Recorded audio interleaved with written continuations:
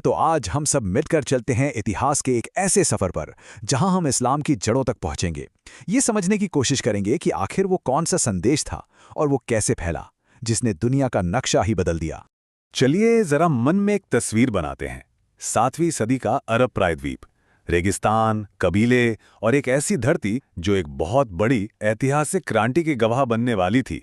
तो सबसे बड़ा सवाल यही उठता है ना, कि एक गुफा में शुरू हुआ एक छोटा सा संदेश आखिर वो पूरी दुनिया में एक ताकतवर आंदोलन कैसे बन गया। चलिए इस सफर को शुरू करते हैं और इसी सवाल का जवाब ढूंढते हैं। तो हमारी कहानी की शुरुआत होती है एक दिव्य संदेश से, एक ऐसा संदेश जिसने इतिहास की धारा ही मोड़ दी। तो बात है करीब 610 ईस्वी की।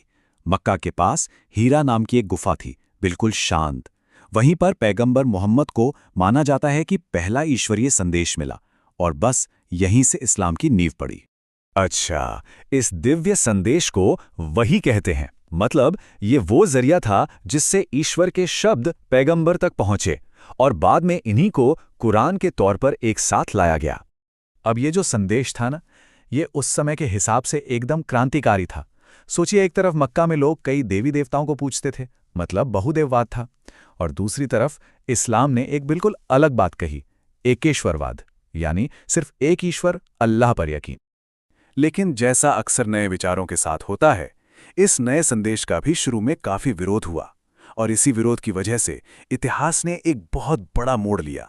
मक्का में जब विरोध बहुत ज्यादा बढ़ गया तो 622 ईस्वी में पैगंबर मोहम्मद और उनके साथी मक्का छोड़कर मदीना चले गए। इसी सफर को हिजरत कहा जाता है और ये कोई मामूली सफर नहीं था।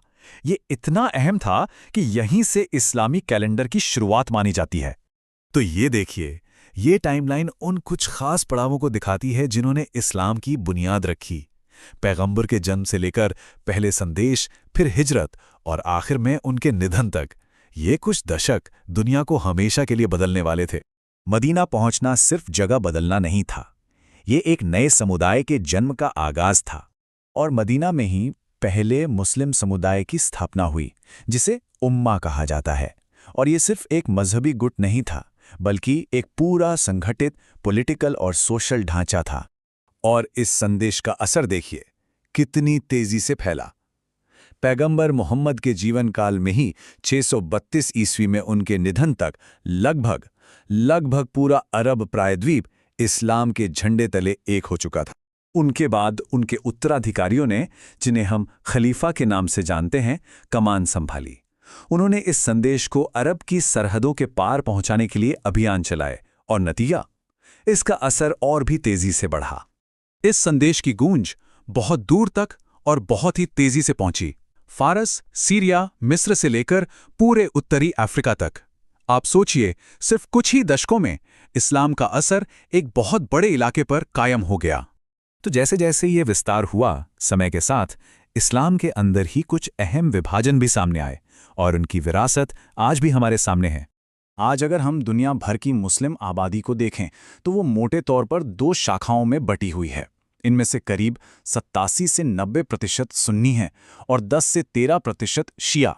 अब ये जो बंटवारा हुआ, इसकी जड़ें इतिहास में काफ़ी गहरी हैं।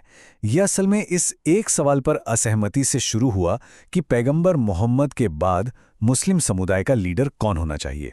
तो कुल मिलाके हम ये कह सकते हैं कि इस्लाम की शुरुआत अरब कल्चर में एक सुधार के तौर पर हुई थी, जिसका जो मूल मंत्र था वो था एक ईश्वर के प्रति पूरा समर्पण।